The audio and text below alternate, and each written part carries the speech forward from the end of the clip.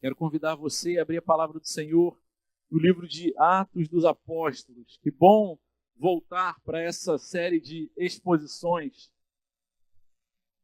E esse foi o texto que, no dia que saí de férias, fiz a leitura e ficamos meditando, ruminando, marinando, moqueando esse tempo todo. Pedimos a Deus que tenha misericórdia de nós e fale ao nosso coração nessa manhã, em nome de Jesus. Atos capítulo 9, vamos ler a partir do versículo 1. Veremos a respeito da conversão de Saulo, que viria a ser o apóstolo Paulo. Mas é um texto também que deve nos levar a olhar para os nossos próprios corações e vidas, saber que essa é a conversão de Saulo, mas a conversão de cada crente na história e de cada crente nesse mundo. Atos capítulo 9, versículo 1, a palavra do Senhor nos diz assim: Saulo, respirando ainda ameaças e morte contra os discípulos do Senhor, dirigiu-se ao sumo sacerdote e lhe pediu cartas para as sinagogas de Damasco, a fim de que, caso achasse alguns que eram do caminho, tanto homens como mulheres, os levasse presos para Jerusalém. Enquanto seguia pelo caminho, ao aproximar-se de Damasco, subitamente uma luz do céu brilhou ao seu redor. Ele caiu por terra e ouviu uma voz que lhe dizia: Saulo, Saulo, por que você me persegue? Ele perguntou: Senhor, quem é você? E a resposta foi: Eu sou Jesus, a quem você persegue. Mas levante-se e entre na cidade, onde lhe dirão o que você deve fazer. Os homens que viajavam com Saulo pararam emudecidos, ouvindo a voz, mas não vendo ninguém. Então Saulo se levantou do chão e, abrindo os olhos, nada podia ver. E guiando-os pela mão, levaram-no para Damasco. Esteve 3 dias sem ver, durante os quais nada comeu nem bebeu. Amém. Esse texto do capítulo 9, juntamente com o capítulo 8, eles estão inaugurando uma nova sessão do livro de Atos. O capítulo 8, ele vai falar sobre o avanço da igreja na segunda etapa geográfica. No capítulo 1, versículo 8, Jesus havia dito: Recebereis poder ao descer sobre vós o Espírito Santo, e sereis minhas testemunhas em Jerusalém, o que nós lemos do capítulo 1 até o capítulo 7. Judeia e Samaria, a partir do capítulo 7, a partir do capítulo 8, nós vamos ver a igreja e o evangelho sendo espalhado por Judeia e Samaria. E a partir do 13, nós vamos ver a última parte geográfica desse livro. No capítulo 9, nós vamos ver, então, um personagem surgindo e tendo uma atenção maior. Do capítulo 1 até o capítulo 8, nós vamos ver o apóstolo Pedro como esse personagem mais eminente e recorrente que aparece ali. A partir do capítulo 9, Pedro ainda aparece, mas outro personagem aparece. Saulo, que viria a ser o apóstolo Paulo, autor da grande maioria das cartas do Novo Testamento, aquele que registrou grande quantidade e organizou teologia e que até hoje nos serve. Mas esse antes havia sido um perseguidor da igreja. No capítulo 8, versículo 1, nós lemos que Saulo, ele estava presente por ocasião da condenação de Estevão, quando Estevão foi preso, levado para fora da cidade e apedrejado, aquele primeiro diácono que foi um mártir. E ele então, Saulo, consentia na morte de Estevão, concordava, claramente é registrado ali. E ele segurava as vestes daqueles que o apedrejaram Estevão. No capítulo 9, no versículo 1, nós vamos ler que essa fúria, esse comprometimento de Saulo, ele aumenta. E nós lemos que ele respirava ainda ameaças de morte contra os discípulos de Jesus, contra a igreja. A ideia de um animal enfurecido bufando, como um touro. De fato, essa ideia do animal ela vai aparecer depois os outros relatos dessa conversão, quando ele ouve, olha, você está como um animal, dando pinotes, pulando, tentando se livrar dessas esporas que estão te fincando a pele. E havia ali essa fúria, ira de Saulo, que era um homem extremamente religioso. Um homem que foi ensinado a respeito das coisas da religião por Gamaliel. Gamaliel já havia aparecido aqui no livro de Atos. E Saulo, ele tinha o pensamento, a intenção de que com aquela perseguição aos cristãos, ele estava servindo a Deus. Estava fazendo a vontade de Deus. Mas ele, enfurecido, em nome daquilo que ele acreditava ser a vontade de Deus, ele então se dirige ao sumo sacerdote, a autoridade máxima em termos religiosos, e pede àquela autoridade cartas. Porque ele pretendia fazer uma viagem para a cidade de Damasco, e ele falou, se por acaso encontrar nesse percurso algum que é do caminho, o nome cristão ainda não havia aparecido aqui no registro bíblico, eu possa prendê-lo e trazê-lo a Jerusalém, para quem sabe fazer a mesma coisa que foi feita com Estevão. E então ele pega aquelas cartas, segue a sua viagem conforme planejado para Damasco. Podemos imaginar o apóstolo Paulo, ou antes apenas Saulo, caminhando ali naquela estrada, carregando aqueles documentos que lhe autorizavam a executar a prisão e levar os crentes presos. E ele vai ali, quem sabe já vendo a cidade de Damasco se aproximando, e seus planos firmes, seus pés não vacilavam, ele tinha um objetivo.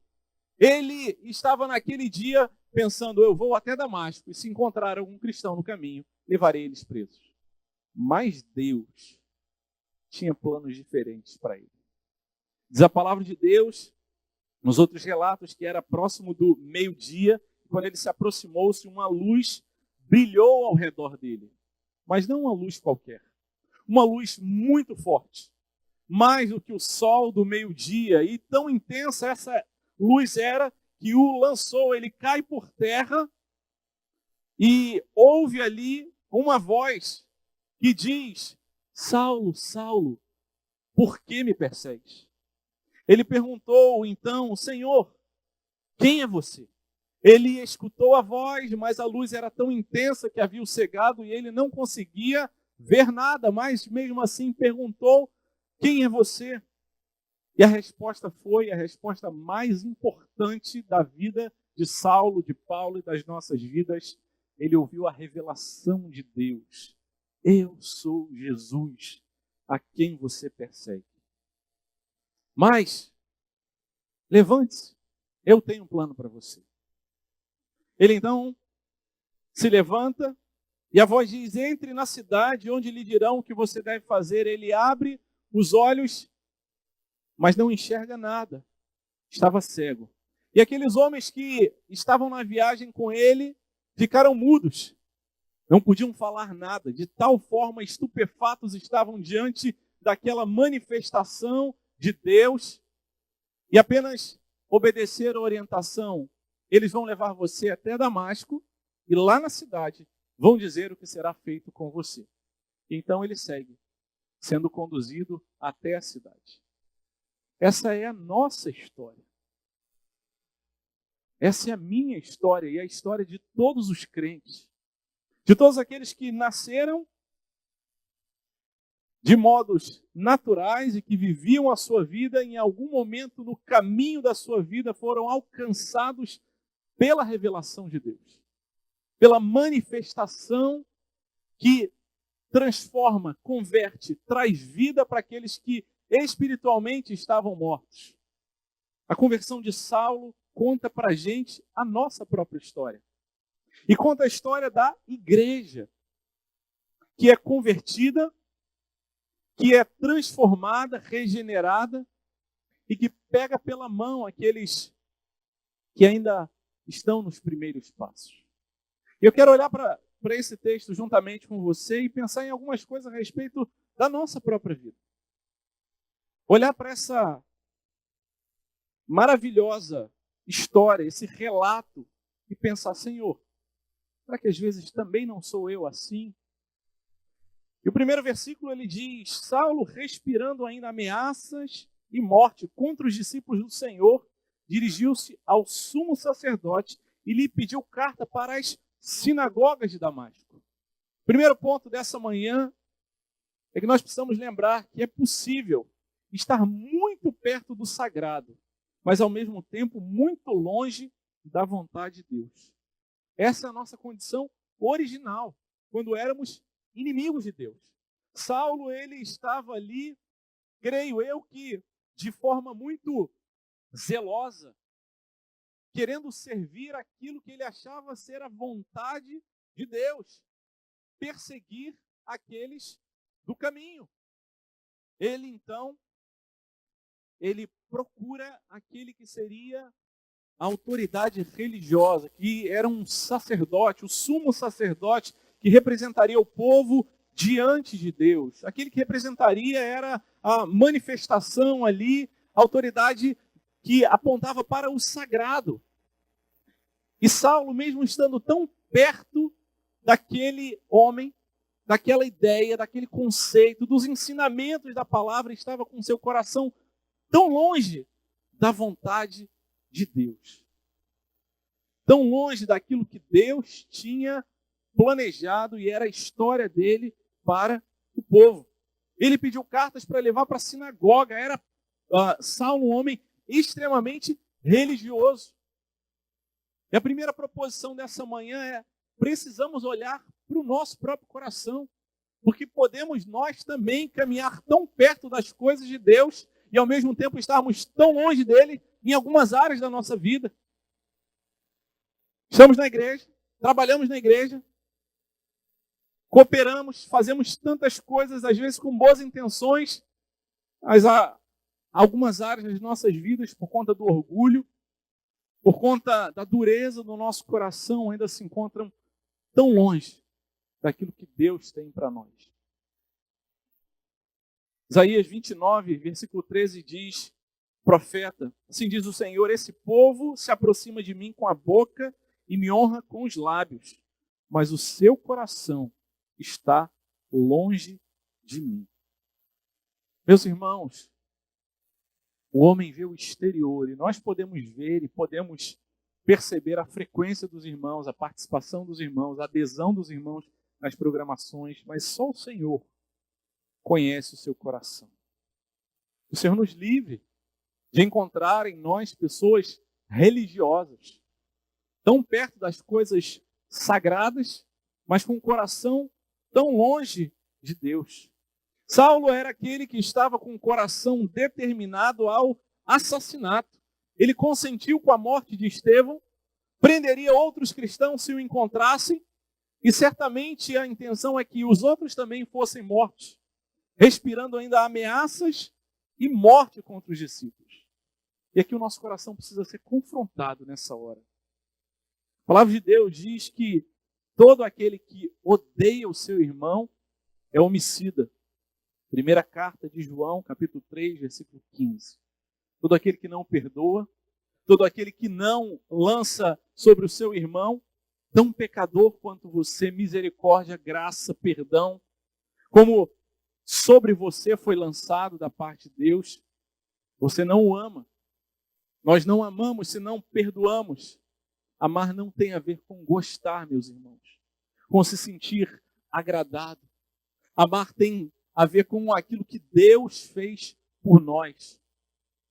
Nos amou quando éramos ainda pecadores, inimigos de Deus, quando o desprezávamos. Assim também o Senhor convida essa comunidade a ser uma comunidade acolhedora, amarmos uns aos outros. Mas o que odeia o seu irmão respira ameaças e morte contra os discípulos de Jesus. Essa é a nossa tendência natural. Nós somos naturalmente assim. Não precisa fazer esforço para não perdoar. Mas se nós perdoamos, se nós tratamos com amor e com misericórdia aquele que nos traiu, aquele que nos injustiçou, aquele que nos tratou mal, cumprimos a lei de Cristo. Mas não fazemos isso naturalmente, senão se o Espírito Santo de Deus não produzir esse fruto na nossa vida. Essa não é uma obra da carne, mas um fruto do Espírito Santo. E diante de uma palavra como seta na nossa mente, no coração de cada um de nós nos depararmos com essa verdade, nós temos apenas duas alternativas. Ou nos submeteremos, nos renderemos, ou nos rebelaremos, dizendo: Deus, eu é quem sei. Eu é quem sei. O perdão não é fácil. Diria que o perdão é impossível para o homem natural. Mas o Senhor nos convida a dizer: olha, ainda que a natureza, a sua essência básica, original, seja de matar, de ser inimigo de Deus, eis que faço novas todas as coisas na sua vida. E é tempo de perdão. É tempo de falar: Senhor, tem misericórdia. É fato. Em muitas coisas eu estou tão perto do sagrado, tão perto das coisas do Senhor, na tua casa, eu tenho me envolvido. Mas tem essa área, esse quartinho dentro da minha casa, que eu ainda estou segurando a chave na minha mão e eu não tenho deixado o Senhor entrar. E o Senhor fala: o dia é hoje. De talvez dizer: eu vou sair no prejuízo. Eu tenho direito de fazer justiça, mas por causa da graça que me alcançou, não odiarei, não respirarei ameaças e morte contra os discípulos do Senhor. Saulo era esse, tão perto do sagrado, mas tão longe da vontade de Deus. Muitos outros exemplos na Bíblia eram pessoas que estavam perto das coisas de Deus, mas acabaram, por conta do coração longe, recebendo condenação. E o Senhor nos convida nessa manhã a falar: Senhor, tem misericórdia de mim, miserável pecador. A mensagem da boa notícia do Evangelho é precedida pela má notícia. Sem a consciência do nosso estado de depravação total, de nossa total incapacidade de agradar a Deus por nossos próprios esforços, não faz sentido a mensagem do Evangelho. A mensagem da graça, de um Deus amoroso que fala: que bom que você está reconhecendo. Que bom que você está se atentando que não dá conta mesmo. Que bom que o seu coração foi invadido e quebrantado pela humildade. Que a sua soberba foi dissipada, porque o Espírito Santo está agindo na nossa vida. E, meus irmãos, essa não é uma pregação para deixar a gente com o coração cheio de culpa e de peso. Mas sem a consciência do nosso pecado, da nossa tristeza, da nossa ofensa diante da santidade de Deus, se nos acharmos bons o suficiente, se acharmos que as nossas atividades religiosas, de igreja, eclesiásticas, elas são suficientes, isso é moralismo e isso não é evangelho. De fato, não precisamos do evangelho se o nosso pensamento é esse. Mas se a nossa consciência é: eu sou um miserável pecador, eu preciso da graça de Deus, esse é o primeiro passo nesse caminho do nosso planejamento. E a palavra de Deus diz, versículo 3, enquanto seguia então Saulo pelo caminho, ao aproximar-se de Damasco, subitamente uma luz do céu brilhou ao seu redor. Ele caiu por terra e ouviu uma voz que lhe dizia: Saulo, Saulo, por que você me persegue? E alguns termos são especialmente importantes nesse texto. Ele seguia pelo caminho. Seus planos estavam dando certo. Estava saindo tudo de acordo com aquilo que ele tinha colocado no seu coração, se aproximando de Damasco. Mas subitamente, de súbito, fora dos planos, fora daquilo que ele achava que deveria ser. E assim acontece em muitas situações por causa da providência de Deus em nossas vidas. Notícias, eventos, situações boas e agradáveis, mas especialmente aquilo que nos tira do nosso lugar de conforto, de segurança, de estabilidade. Subitamente. uma luz do céu brilhou ao seu redor e ele caiu. E quem sabe, alguns de nós temos nos sentido nesses dias caídos, derrubados, sem forças para permanecer de pé. Ele cai por terra e ouve uma voz, os seus ouvidos são abertos.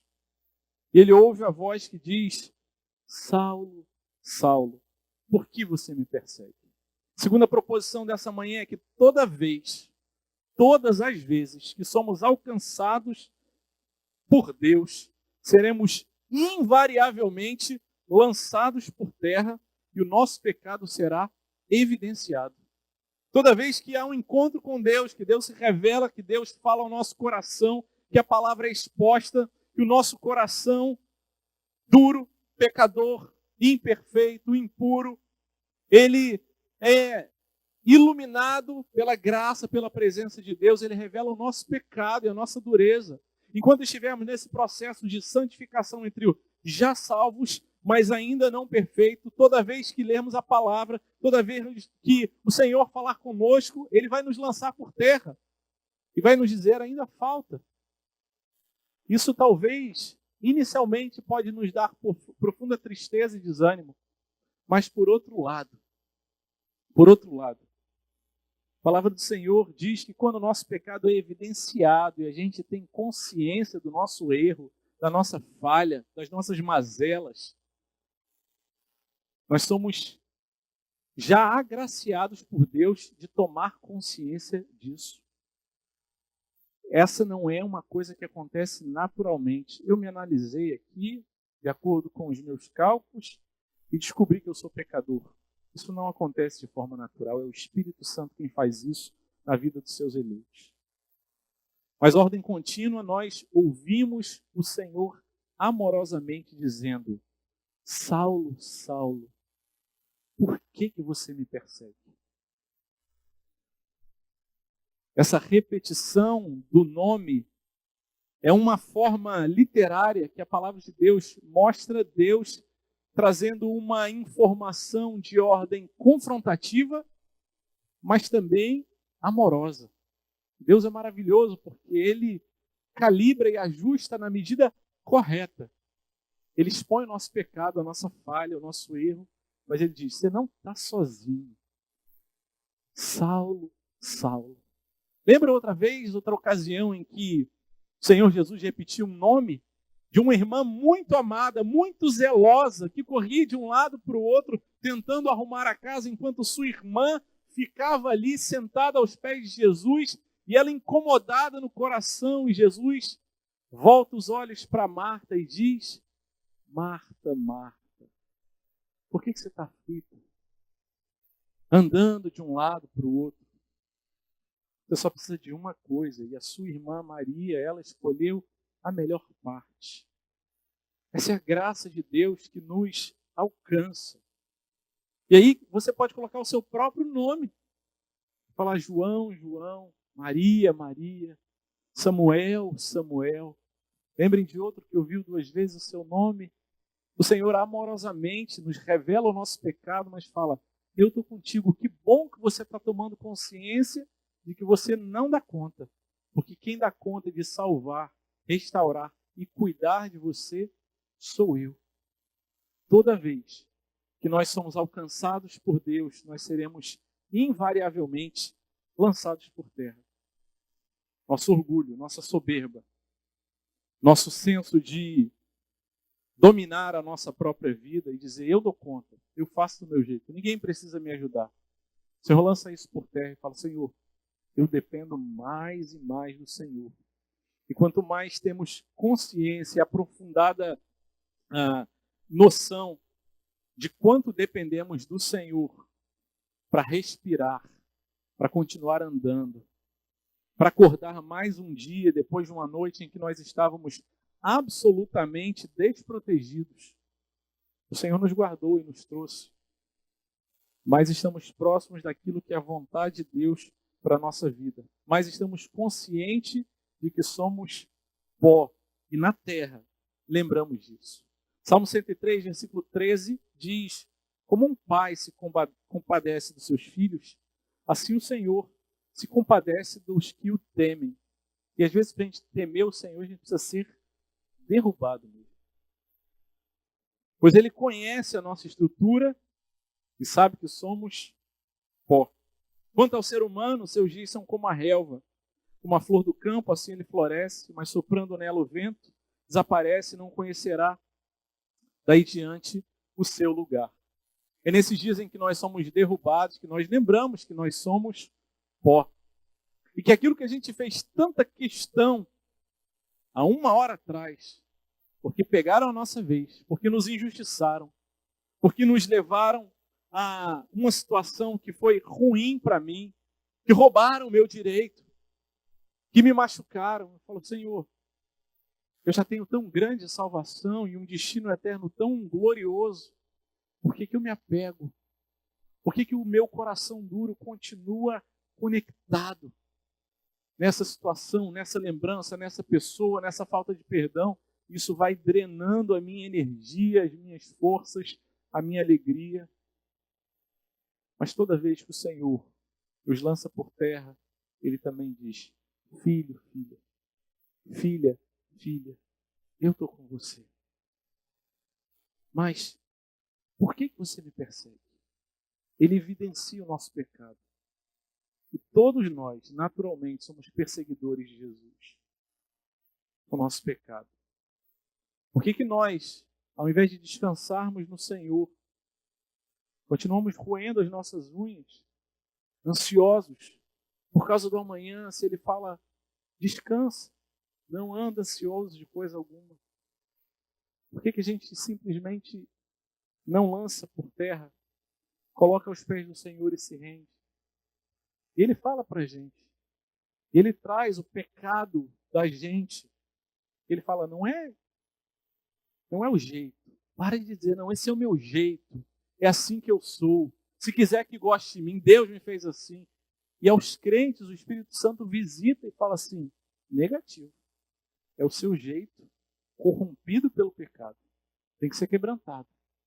Tem que ser mais suave, gentil, benigno. É o fruto do Espírito. Te criei para viver em paz, em amor, com alegria. E se o teu jeito tem manifestado outras coisas que não a vontade de Deus, ele precisa ser restaurado, redimido. Ele precisa ter redenção. Mas o Senhor, amorosamente, revela o nosso pecado. É extremamente desconfortável. Às vezes ele faz isso através dos nossos irmãos, da igreja. É alguém que amorosamente se aproxima de você, coloca a mão no ombro e fala, meu irmão muito amado, minha irmã muito amada. Não está bom isso não. Precisa mudar. Louvado seja o nome do Senhor. Para aqueles que têm alguém que pode se aproximar e dizer, está errado. Você vai ficar desconfortável. Eu fico desconfortável. Dependendo da sua personalidade, você vai começar a ter raiva daquela pessoa. Ou vai se deprimir. Mas o Senhor que nos lança por terra diz, eu vou levantar você. Segue a palavra do Senhor dizendo, no versículo 5, Saulo então, ele responde aquela manifestação, aquela voz, com uma pergunta. Quem é o Senhor? Ele não disse por que ele persegue, mas ele pergunta quem é o Senhor? E a resposta foi, eu sou Jesus, a quem você persegue. Mas, levante-se e entre na cidade, onde lhe dirão o que você deve fazer. Terceiro ponto dessa manhã é que na revelação da nossa condição de pecador, nós temos a esperança da direção de Cristo em nossas vidas. Saulo pergunta quem é o Senhor e ele escuta as palavras mais doces e necessárias da sua vida. Eu sou Jesus. Eu sou Jesus. Eu sou esse que cuido de você. E só crente de verdade sabe o que significa ouvir. Eu sou Jesus. Eu me revelo a você. Você estava me procurando, mas você nem sabia. Você estava andando para lá e para cá, tateando em tantas coisas, amores, relacionamentos, planos, projetos, alguma coisa que fosse encher o seu coração e trazer despojo para a sua alma, mas nenhuma coisa nesse mundo é capaz de satisfazer a nossa alma. E ela anda inquieta. E só quando nós ouvimos a doce voz do Senhor dizer: eu sou Jesus, que você persegue, que você acha que fazendo essa atividade religiosa, zelosa, dedicada, você vai conseguir resolver, mas não vai. Eu sou Jesus a quem você persegue. Mas eu tenho outros planos para você e a sua história, Saulo, está sendo mudada a partir de agora. Lembrem, nada nos leva a crer que Saulo era um cara sem vergonha e mal intencionado. Não. Ele queria fazer a vontade de Deus. Ele queria acertar, mas ele estava sinceramente, mas profundamente enganado e equivocado. Ele é lançado por terra, seu pecado é revelado,